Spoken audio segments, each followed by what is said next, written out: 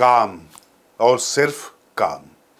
दफ्तर में काम, घर में काम, ट्रेवल करते हुए काम, खाते हुए काम, दिन भर काम, रात भर काम और काम का प्रेशर। आखिर ये काम रुकता क्यों नहीं? इंसान क्या मशीन है? जब जी चाहा ऑन किया और वो चल पड़ेगा।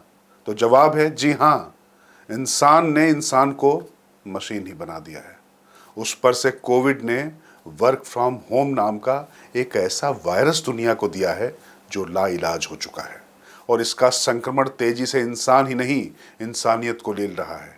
और कारपोरेट की चमकीली दुनिया, उसमें तो इस वायरस का खौफ इतना खौफनाक कि लोगों का खाना, पानी, सोना, जागना सब लैपटॉप और मोबाइल में कैद हो गया है, और इंसान बेमौत मारे जा रहे हैं। आज हम एक दर्दनाक घटना के जरिए कॉर्पोरेट वर्ल्ड की उस कड़वी सच्चाई से जुड़े तमाम पहलुओं पर नजर डालेंगे, जहां वर्क फ्रॉम होम से लेकर वर्कलोड और वर्क प्रेशर लोगों की जान लेने पर तुला है, और जिस उम्र में लोग रोमानी जिंदगी का सपना पालते हैं और देखते हैं, आज उसी उम्र में लोगों की रूह उनसे असमय रुखसत होती जा रही है।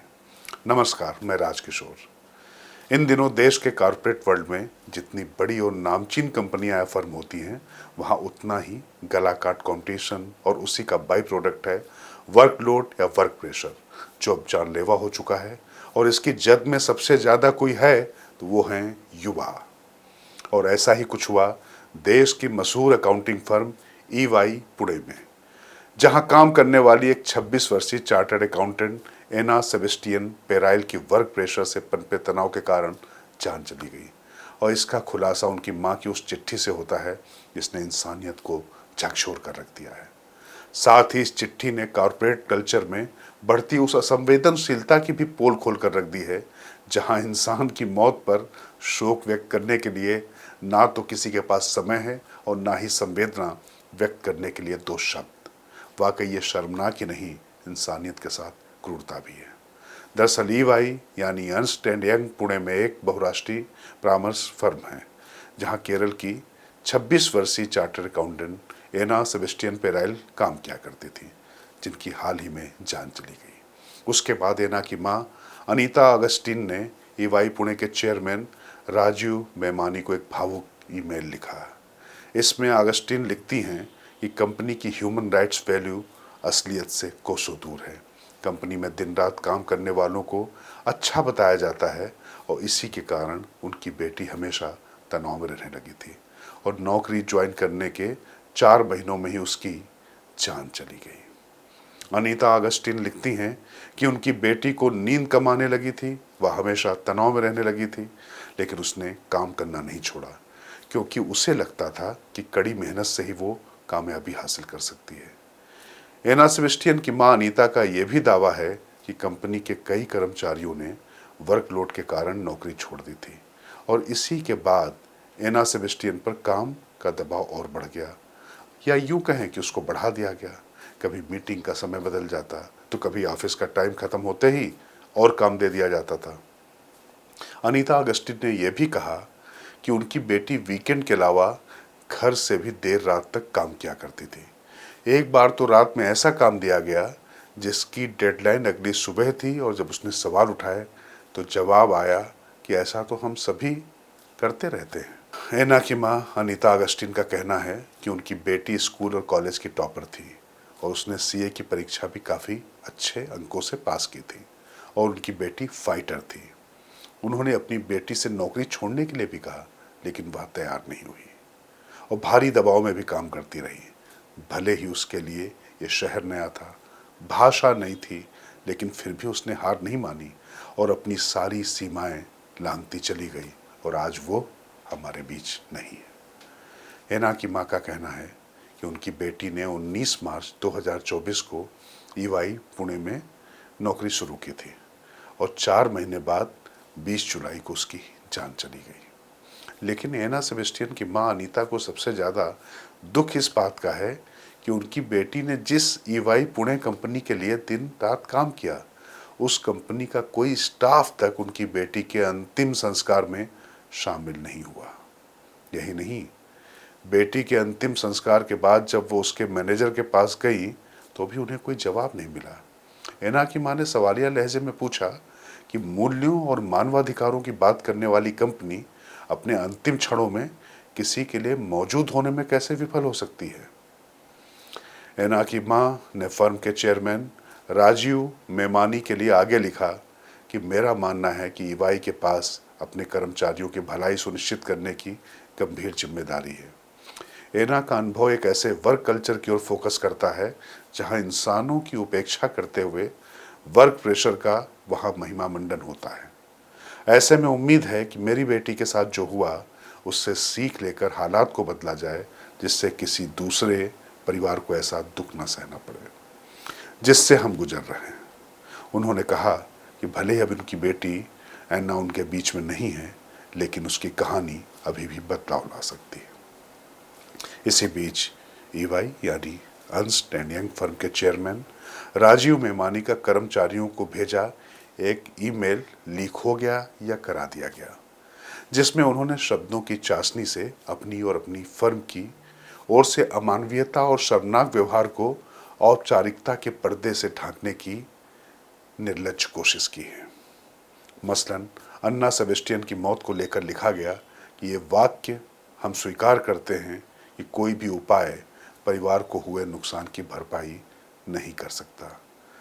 और मुझे अन्ना की माँ से एक दुख भरा ईमेल प्राप्त हुआ है और मैंने उनके संदेश को अत्यंत गंभीरता और विनम्रता के साथ लिया है। हमारी कंपनी अपने लोगों के स्वास्थ्य और कल्याण को सबसे अधिक महत्व देती है। मैं व्यक्तिगत रूप से आपको आश्वस्त करना चाहता हूं कि आप जब बोलेंगे तो आपकी बात सहानुभूति और समझ के साथ सुनी जाएगी। यदि आपके पास कोई सुझाव है तो कृपया मुझे बताने में संकोच न करें। मतलब सीधा आई वॉश। ये कैसा दोहरा मानदंड है जहां जमीनी हकीकत कुछ और होती है और जुबां पर कुछ और ही है। वही इस दर्दनाक घटना ने सियासी गलियारे में राजनेताओं को भी सोचने के लिए मजबूर कर दिया है। समाजवादी पार्टी के प्रमुख अखिलेश यादव ने एक ट्वीट किया। उस ट्वीट में राजनीति हो सकती है, लेकिन कुछ बातें ऐसी हैं जिस पर गौर बिल्कुल करना जरूरी है। वर्क लाइफ बैलेंस का संतुलित अनुपात किसी भी देश के विकास का एक मानक होता है। पुणे में एक अंतर्राष्ट्रीय कंपनी में काम करने वाली एक युवती की काम के तनाव से हुई मृत्यु और उस संदर्भ में उसकी मां का लिखा हुआ भावुक पत्र देश भर के युवक युवतियों को झकझोर गया है। यह किसी एक कंपनी या सरकार के किसी एक विभाग की बात नहीं, बल्कि कहीं थोड़े ज़्यादा कहीं थोड़े कम, हर जगह लगभग एक से ही प्रतिकूल हालात हैं। देश की सरकार से लेकर कॉरपोरेट जगत तक को इस पत्र को एक चेतावनी और सलाह के रूप में लेना चाहिए। यानी काम की दशाएं और परिस्थितियां अनुकूल नहीं होंगी तो परफॉर्मेंस और रिजल्ट्स कैसे अनुकूल होंगे। इस संदर्भ में नियम कानून से अधिक आर्थिक हालातों को सुधारने की जरूरत है। जब देश की मेंटल हेल्थ अच्छी होगी तभी तरक्की होगी।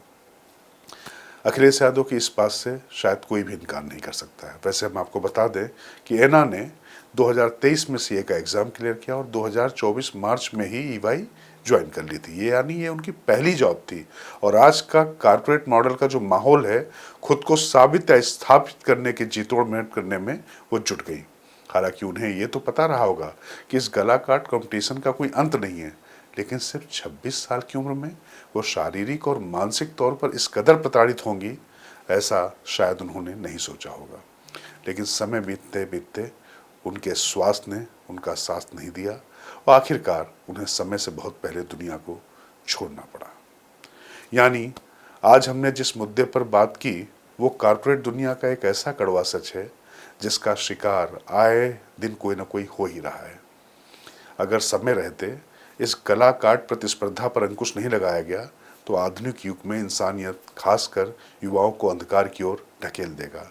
यहाँ एक बात बहुत समझने की है, बात सिर्फ पैसे की नहीं है। जो युवा अपने कॉलेज में टॉपर होता है, पूरी मेहनत करके मान और सम्मान प्राप्त करता है, उसको असफलता डराती है।